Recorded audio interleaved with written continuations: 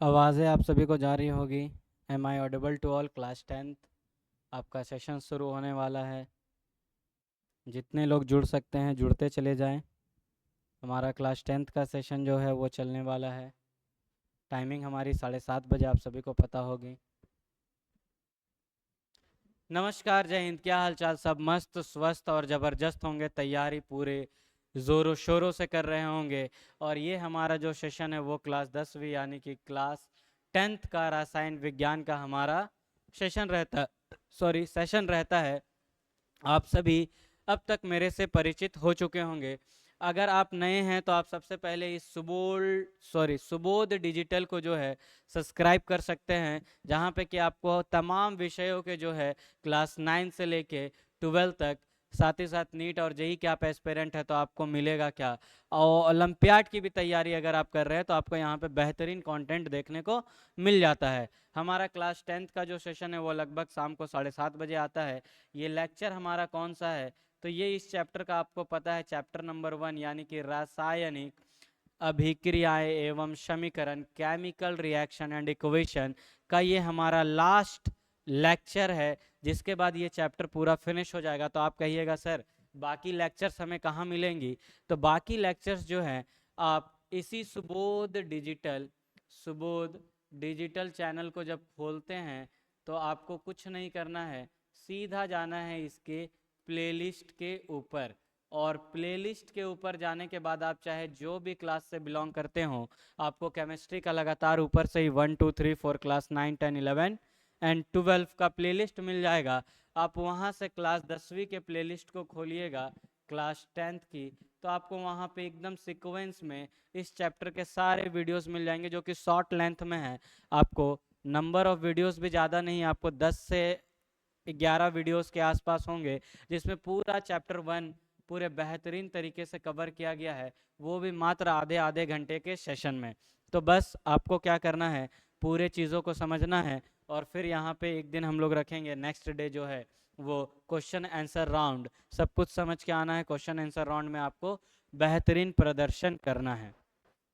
तो ये हमारा लास्ट लेक्चर होने वाला है और इस लास्ट लेक्चर में हम लोग मिसलेनियस पॉइंट्स के ऊपर बात करेंगे। मिसलेनियस पॉइंट्स कहने का मतलब जो जो बातें अभी तक हमने पढ़ी उसमें नहीं रह गया है, छूट गया है, उन तमाम के बारे में अभी हम लोग बात करेंगे। तो आपको याद होगा सबसे पहला जो हमारा छूटा हुआ पॉइंट निकलता है इस चैप्टर का, वो है डिकम्पोजिशन रिएक्शन के टाइप। डिकम्पोजिशन रिएक्शन, इतना तो आपको पता है, हमने पढ़ाया है what is decomposition reaction. Hindi वाले निराश ना हो, डिकम्पोजिशन को क्या कहते हैं? तो इसी को कहते हैं सर वियोजन। वियोजन अभिक्रिया। वियोजन अभिक्रिया यानी कि हम लोग कहते हैं इसी को डिकम्पोजिशन रिएक्शन। अगर आपसे पूछ दे वियोजन अभिक्रिया क्या कहते हैं इसको, तो इसी को कहते हैं हम लोग वियोजन अभिक्रिया। जी हाँ। और वियोजन अभिक्रिया क्या है? तो आप सबने पढ़ा है कि कोई भी अगर हमारा ए बी कोई भी यौगिक है, कंपाउंड है, तो ये टूट कर अलग अलग हो जाता है ए और बी में। इसी को कहते हैं हम लोग वियोजन अभिक्रिया यानी कि अलग हो जाना। हम तुमसे बहुत अलग हैं, हम लोग दोनों एक नहीं हो सकते, ऐसा करके कहानी आता है ना। तो बस उसी को नाम देते हैं क्या? उसी को नाम देते हैं अपन लोग वियोजन अभिक्रिया। तो ये हमारा वियोजन अभिक्रिया का एक सामान्य सा सूत्र हो सकता है। अब अगर वियोजन अभिक्रिया की बात करते हैं तो करेंगे, चैप्टर तो इसीलिए खोला है हमने कि वियोजन अभिक्रियाएं की बात हो। तो वियोजन अभिक्रियाओं में हम लोगों ने इसके प्रकार को नहीं देखा था, वो हमारा मिसिंग था। तो इस क्लास में हम लोग क्या करेंगे गुरुवर? तो इस क्लास में हम लोग जो है इसके टाइप्स को देखेंगे। तो हम लोग लिखेंगे इसके आगे वियोजन यानी कि decomposition. Decomposition reaction is of 3 types. ये कितने प्रकार के होते हैं सर? तो ये 3 प्रकार के होते हैं। वियोजन अभिक्रियाएं 3 प्रकार की होती हैं। आपको लिखना है ये लाइन, वियोजन अभिक्रियाएं 3 प्रकार की होती हैं। पहला जो अभिक्रिया है वियोजन वाला, उसको कहते हैं हम लोग thermal thermal decomposition. Thermal decomposition यानी कि क्या हो गया? तो यानी कि हो गया थर्मल डिकम्पोजिशन, यानी कि हम लोग कहते हैं कि पहला इसका टाइप कौन सा है? थर्मल डिकम्पोजिशन है। अब आप कहिएगा कि सर थर्मल डिकम्पोजिशन को हिंदी में क्या कहेंगे? तो जी हाँ, आपका सवाल जायज़ है। थर्मल डिकम्पोजिशन को हम लोग हिंदी में कहते हैं तापीय तापीय वियोजन अभिक्रिया। तापीय वियोजन अभिक्रिया। अभिक्रिया अभिक्रिया में पढ़ रहे हैं तो अभिक्रिया तो आना तय है, तो आपको लिखना है तापीय वियोजन अभिक्रिया। ये हम लोग कहते हैं किसको? थर्मल डिकम्पोजिशन को।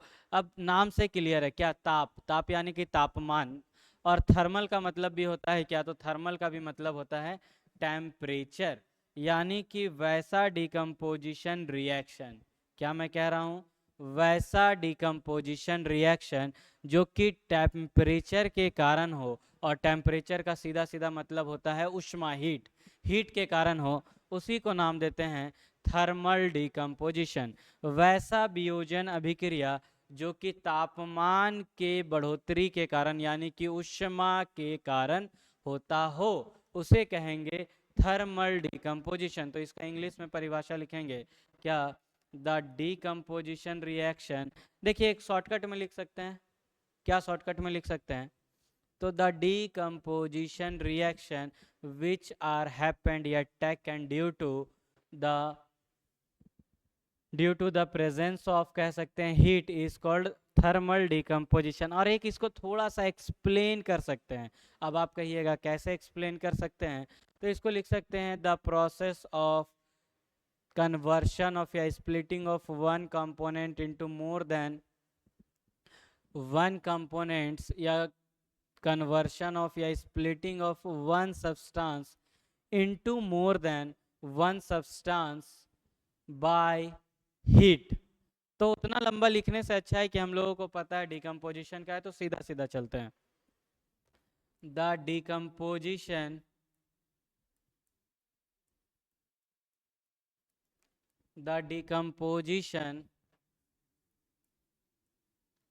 reaction occurs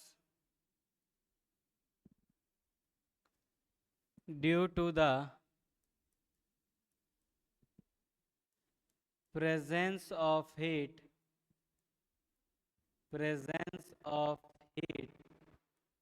is called thermal decomposition। उसी को क्या नाम देंगे हम लोग? तो थर्मल डिकम्पोजिशन नाम देंगे। इंग्लिश मीडियम वाले यहाँ से लिखेंगे, हिंदी वालों के लिए मैं पीछे नहीं हटता, तो मैं उनको बोलकर बताऊंगा, आपको सुनकर लिखना है, और फिर उसके बाद हम लोग इसके उदाहरण के साथ आगे का तय करेंगे रास्ता। तो तापीय वियोजन अभिक्रियाएं जिनका भी है हिंदी माध्यम, वो क्या करेंगे? मेरे साथ साथ लिखेंगे वैसे वियोजन अभिक्रियाएं। जी हाँ, वैसे वियोजन अभिक्रियाएं जो कि ऊष्मा के उपस्थिति के कारण हो, जो कि ऊष्मा के उपस्थिति के कारण हो, उसे तापीय वियोजन अभिक्रिया कहते हैं। अगर आप मेरी बातों को सुनकर लिख पाए हैं तो ठीक है, नहीं तो आप वीडियो को पॉज कर करके लिखें, कोई इशू नहीं है, बातें वही रहेंगे। अब आते हैं इसके उदाहरण की ओर। इसका उदाहरण क्या है? तो example of thermal decomposition. Example of thermal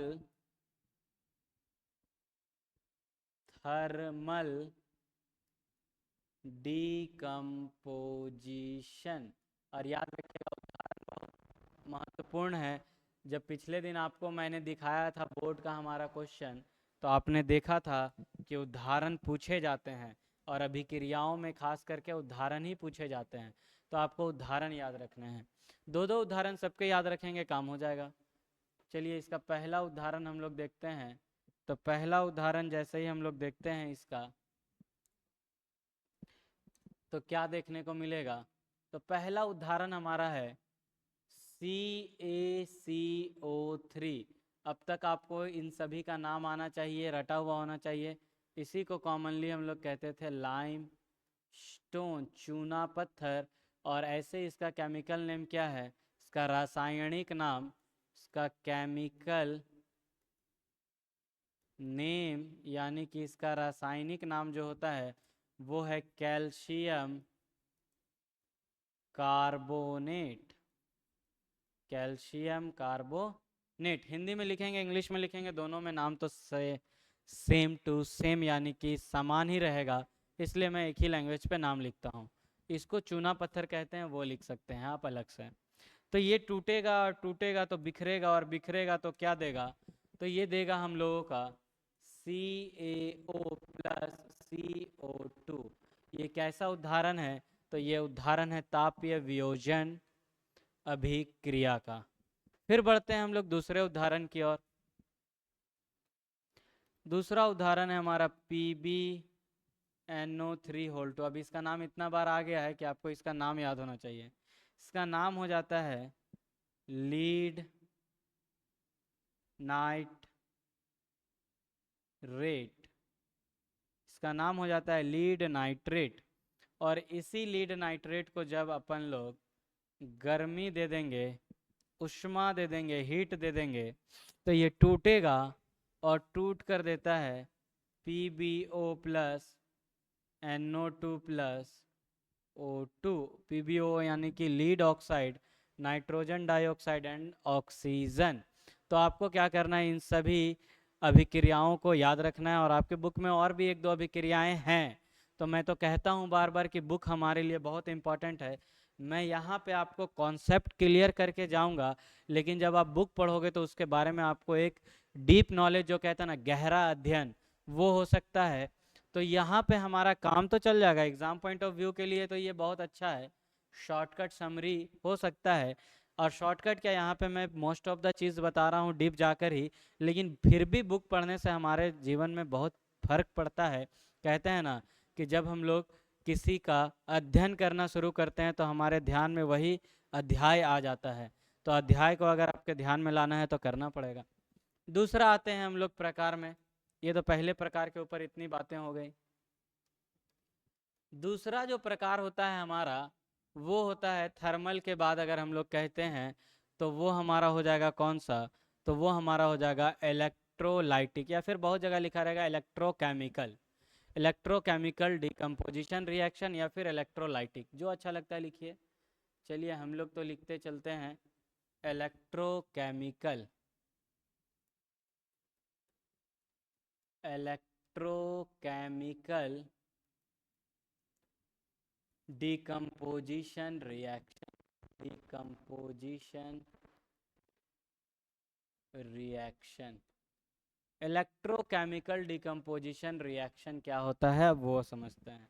देखिए इतना तो समझ में आ गया कि डिकम्पोजिशन रिएक्शन जब भी दिखेगा इसका मतलब क्या है, वियोजन अभिक्रिया, एक से टूटकर दो तीन चार जो भी मिलना है मिलेगा।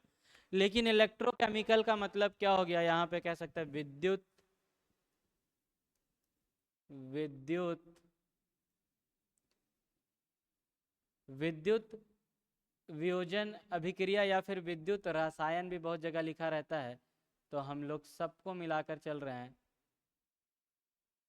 विद्युत रसायन।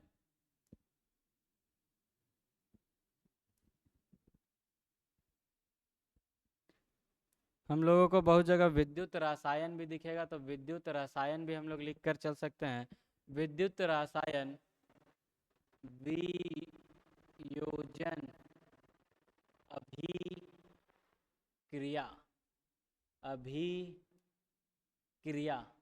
कहते हैं ना, क्रिया नहीं देना, तो क्रिया नहीं देना मतलब कौन सा, तो विद्युत वाला, क्योंकि इसमें दिमाग जो है पूरा संट हो जाता है।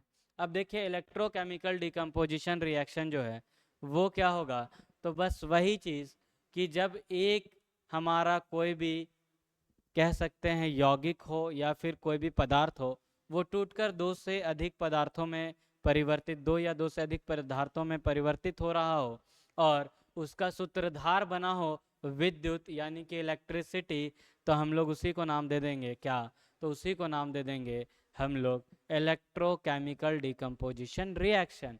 तो हम लोग इसमें लिखेंगे इसके परिभाषा में, the decomposition reaction, the decomposition reaction which are occurs due to electricity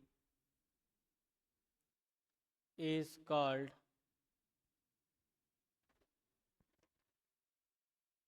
electrochemical decomposition reaction. देखिए electricity, the city of electric current कह सकते हैं, तारों के शहर में, आपने सुना होगा वो सॉन्ग तारों के शहर में, उसी तरह हम लोग कह सकते हैं इलेक्ट्रिक करंट के शहर में पहुंच गए तो हम लोग इलेक्ट्रिसिटी कहते हैं।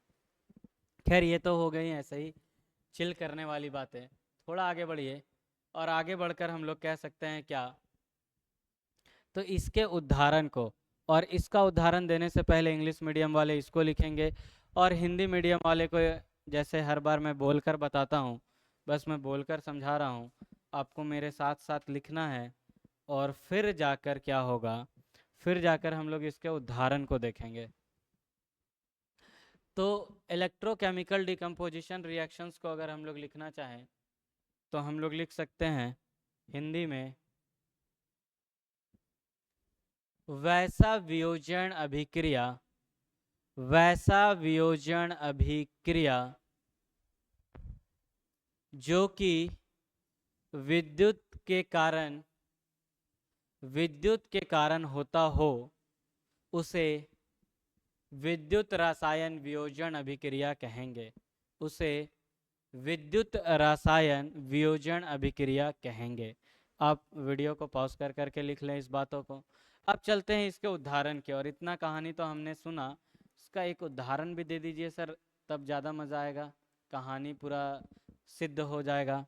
तो चलिए पहला उदाहरण एकदम कॉमन सा लेते हैं, जल की बात करेंगे। आप सभी को पता है जल है तो कल है, जल के बिना जीवन असंभव है।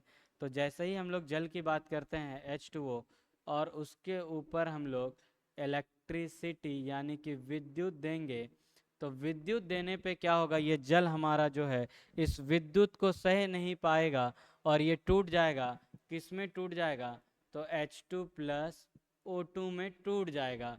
और ये हुआ क्यों, ये विद्युत के कारण हुआ। एक हमारा कोई भी पदार्थ टूटकर दो अलग अलग पदार्थ में परिवर्तित हो रहा है विद्युत के कारण, इस कारण से इसको नाम क्या दे दिए हम लोग, तो इसी को नाम दिए हैं, हाँ इसी को नाम दिए हैं, क्या दिए हैं, तो हम लोग विद्युत रसायन वियोजन अभिक्रिया। आई होप आपको समझ में आ रहा होगा, आप समझ रहे होंगे बातों को। जैसे और भी बहुत सारे उदाहरण होते हैं, आप लिख सकते हैं, जैसे मान लीजिए AlOH होल, या फिर चलिए लिख दिया तो अब इसी को लेकर चलते हैं 3। इसको जैसे ही हम लोग इलेक्ट्रिसिटी देंगे इलेक्ट्रिसिटी, भैया क्या दिक्कत है देने में, अगर कोई मांग रहा है तो उसको देना चाहिए, तो दे दिए। इलेक्ट्रिसिटी दिए हैं तो अब ये क्या बोलेगा कि हम जो थे हम बदल जाएंगे, बदल जाओ, तो ये बदल कर क्या देगा, Al+3OH। अब देखिए ये बदलकर हम लोगों को क्या दे दिया, 1 से दिया है 2 और दिया है क्यों, विद्युत के कारण। तो इसी को हम लोग नाम दे देते हैं क्या, तो इसी को हम लोग नाम दे देते हैं, आप कहिएगा विद्युत रसायन वियोजन अभिक्रिया। ये कौन सा नाम हो जाएगा, विद्युत रसायन वियोजन अभिक्रिया।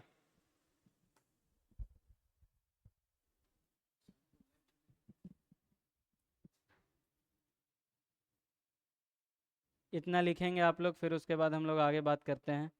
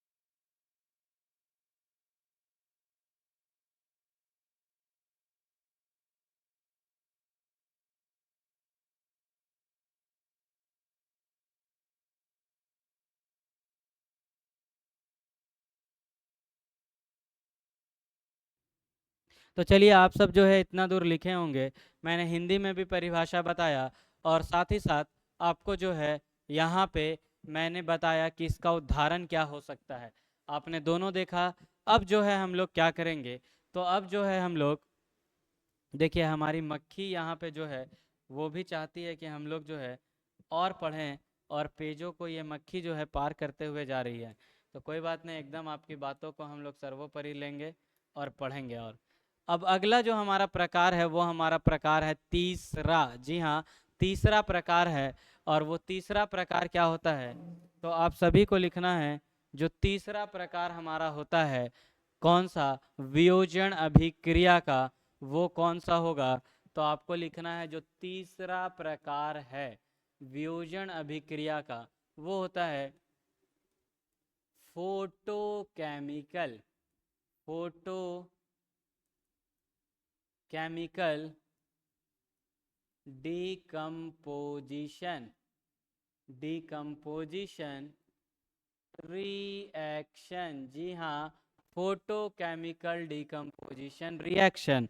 आप कहिएगा सर ये आपने क्या नाम लिख दिया, एकदम समझ के बाहर जा रहा है, बड़ा नाम लिख दिया। फोटो खींचने वाला कोई बात है क्या? तो खींच मेरी फोटो, आपने सुना होगा ना, एकदम पूरा टल होके, तो खींच मेरी फोटो। तो बस फोटोकेमिकल डिकम्पोजिशन रिएक्शन क्या कुछ उसी तरीके का है? तो ना ना ना, वैसा कुछ नहीं है। फोटो का मतलब होता है सर लाइट, सीधा सीधा याद रखिएगा। जब भी हम लोग साइंस पढ़ रहे हैं, विज्ञान पढ़ रहे हैं, और वर्ड वहाँ पे दिख जाए फोटो, तो आपको वो खींच मेरी फोटो वाली बात नहीं है। वो बात है किसकी? वो बात है हमारी लाइट की। तो फोटो केमिकल डिकम्पोजिशन रिएक्शन को सबसे पहले हिंदी माध्यम वाले क्या कहेंगे, तो इसी को कहते हैं प्रकाशीय वियोजन अभिक्रिया। प्रकाशीय प्रकाशीय वियोजन प्रकाशीय वियोजन अभिक्रिया, प्रकाशीय वियोजन अभिक्रिया। अब आप कहिएगा सर ये प्रकाशीय वियोजन अभिक्रिया, आपने नाम तो लिखा, समझ में भी आ रहा है प्रकाश के कारण, लेकिन कैसे होगा सर, जरा ये बात भी क्लियर कर दीजिए। तो देखिए, प्रकाशीय वियोजन अभिक्रिया की अगर अपन लोग बात करते हैं, तो करते हैं, करेंगे। प्रकाशीय वियोजन अभिक्रिया की अगर हम लोग बात करते हैं तो ये क्यों होगा, तो आप सभी को पता होगा, due to sunlight, due to, हम लोग कह सकते हैं सूर्य की किरणें। सूर्य की किरणें इसके लिए उत्तरदायी हैं। जी हाँ, सूर्य की किरणें। तो हम लोग कह रहे हैं कि प्रकाश वियोजन अभिक्रियाएं, या इन्हीं की सूर्य की किरणें जो हैं इसके लिए उत्तरदायी हैं। अब ये हो कैसे रहा है, तो इसका एक उदाहरण समझते हैं। AgCl, Ag, वो जो हम लोग Ag करते हैं ना, वो वाला Ag नहीं समझना है। AgCl यानी कि आप कहिएगा इसको क्या, सिल्वर क्लोराइड, सिल्वर क्लोराइड। और ये AgCl को जैसे ही हम लोग सनलाइट देते हैं, और सनलाइट का सिंबल होता है H new, H new, new थोड़ा सा वी थोड़ा कर्व करके लिखेंगे, एच न्यू। किसी को समझने में अगर कठिनाई आ रही हो तो आप इसे लिख सकते हैं सनलाइट, सूर्य का प्रकाश, यानी कि सूर्य का प्रकाश। अब ये क्या करेगा, इस AgCl को तोड़कर Ag और Cl2 में परिवर्तित कर देगा। और आपसे पूछा जाता है कि ये जो Ag है या फिर AgCl है एक्चुअली में वो किस रंग का होता है, किस कलर का होता है। तो Ag जो है हमारा सिल्वर, याद रखिएगा ये ग्रे कलर का होता है, ग्रे कलर का, मतलब इसका कलर भेद हो जाएगा, पहले ये किसी और कलर का होगा, बाद में ये टूटेगा तो ग्रे कलर का जो है बदल कर आ जाएगा। तो हम लोग कहते हैं कि ये हो गया क्या, ये हो गया हमारा प्रकाशीय वियोजन अभिक्रिया। इसका एक और उदाहरण है, पहले हम लोग इसके अब परिभाषा में आते हैं फिर उदाहरण में। तो इसका परिभाषा अगर अब हम लोग लिखना चाहते हैं और हम लोग उस चीज़ के लिए तैयार हैं तो लिखेंगे the decomposition reaction, the decomposition reaction which is occur, which is occurs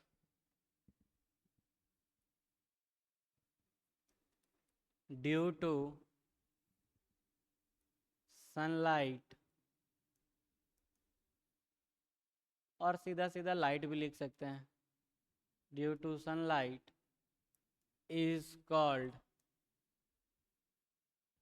क्या, photochemical decomposition reaction, PCDR। तो आपको पता चल गया फोटो केमिकल डिकम्पोजिशन रिएक्शन क्या है, उदाहरण भी आपने देखा है। अब अगर बात करते हैं इसके हिंदी माध्यम वाले, तो अंग्रेजी माध्यम तो बोर्ड से लिख सकते हैं, हिंदी माध्यम के लिए मैं फिर से आपके सामने साक्षात हूँ बोलने के लिए। लिखिएगा वैसा वियोजन अभिक्रिया, क्या, तो वैसा वियोजन अभिक्रिया जो कि सूर्य के प्रकाश के कारण, जो कि सूर्य के प्रकाश के कारण या फिर प्रकाश के कारण या फिर प्रकाश के कारण होता हो उसे प्रकाशीय वियोजन अभिक्रिया कहेंगे। ये इसका उदाहरण नंबर 1 है। इसका एक और उदाहरण मैं देता हूं आपको, उदाहरण संख्या 2। तो यहाँ पे हमारा लिखा हुआ एग्जाम्पल नंबर 2, कंफ्यूज नहीं होना है आपको। और एग्जाम्पल नंबर 2 क्या होगा, तो इस बार हम लोग जो AgCl यूज़ कर रहे थे, यूज़ करेंगे AgBr। क्या मैं भी लिख रहा हूँ बताइए, पढ़ाते पढ़ाते दिमाग जो है काम नहीं कर रहा लगता है क्या। AgBr, ये एक साथ ना होगा सर। और AgBr का नाम क्या है, तो ये आपको पता होना चाहिए, इसको कहते हैं सिल्वर ब्रोमाइड। क्या कहते हैं, सिल्वर ब्रोमाइड। लिखिएगा सिल्वर ब्रोमाइड, जी हाँ सिल्वर ब्रोमाइड। और इसको जैसे ही मिलेगा सनलाइट यानी कि H तो ये टूटेगा और टूट कर क्या दे देगा, तो ये टूट कर दे देगा Ag+Br2। तो देखिए फिर से हुआ हमारा क्या, वियोजन, AgBr टूट गया। तो इन्हीं दो महत्वपूर्ण उदाहरणों को आपको याद रखना है, कभी भी आएगा अगर आ गया एग्जाम में प्रकाशीय वियोजन। और इससे जुड़ा हुआ एक प्रश्न है जो बहुत इंपॉर्टेंट है, हम लोगों के एग्जाम में पूछा जाता है, और वो प्रश्न क्या है, तो आपको प्रश्न भी लिखने हैं, why silver bromide are kept in dark bottles,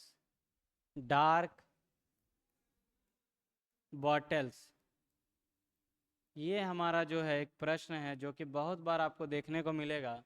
Y silver bromide are kept in dark bottles. तो हम लोगों को इसको उत्तर जब करेंगे, इसका सबसे पहले हिंदी माध्यम भी समझते चलते हैं, फिर हिंदी के साथ नाइंसाफ़ी जो मुझे नहीं पसंद। तो ऐसा क्वेश्चन आता है कि क्यों सिल्वर ब्रोमाइड को हम लोग कह सकते हैं, डार्क को हिंदी में क्या कहेंगे, तो डार्क को कहेंगे घना, या फिर कह सकते हैं कि कपड़े से लपेटा हुआ, काले कपड़े से लपेटा हुआ। तो क्यों सिल्वर ब्रोमाइड को एक अंधकार या फिर कह सकते हैं कपड़े से लपेटे हुए बॉटल में रखा जाता है? क्यों सिल्वर ब्रोमाइड को एक काले कपड़े में लपेट कर रखा जाता है? हिंदी माध्यम वाले इस क्वेश्चन को लिख लें, दोनों का मतलब सेम है। अगर काले कपड़े में लपेट कर बोले या फिर बोले डार्क बॉटल में, दोनों का मतलब हमारा सेम है। अगर कोई सोच पा रहे हैं तो ज़रूर बताएं आंसर, और नहीं तो फिर मैं तो बताऊंगा ही।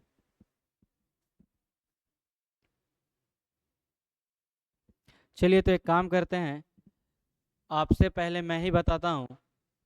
सोच लिया हो आपने तो बहुत अच्छी बात है, और सोच लिया है तो कमेंट करिए।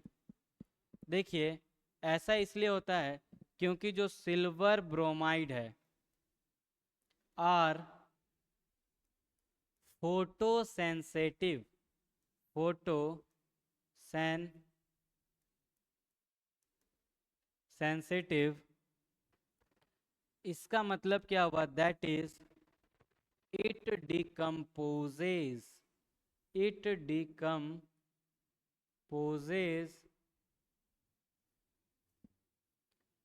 Due to sunlight. That's why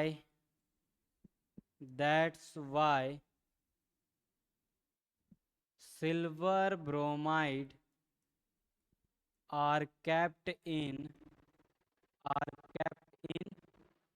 dark bottles।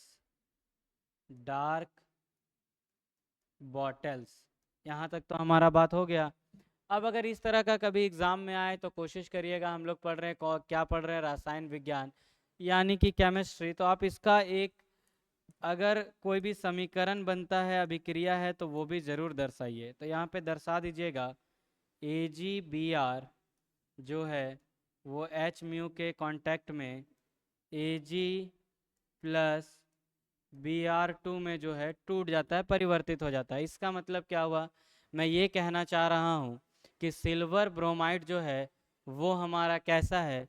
तो सिल्वर ब्रोमाइड हमारा प्रकाशीय जो है संवेदनशील है। इसका मतलब कि इसका वियोजन हो जाएगा कब? जब ये सूर्य के प्रकाश के किरणों के संपर्क में आएगा। इस कारण से इसको जो है हम लोग एक डार्क बॉटल में या फिर काले रंग के कपड़े में लपेट कर रखते हैं, और ये रहा उसका अभिक्रिया। तो आज के सेशन में हम लोग लगभग इतना ही रखेंगे। नेक्स्ट क्लास में जब मिलेंगे हमारा, तो नेक्स्ट टॉपिक जो कि बाकी रह गया वो है हमारा हाउ टू प्रिवेंट कोरोजन, यानी कि संक्षारण से किस तरह से बचा जा सकता है।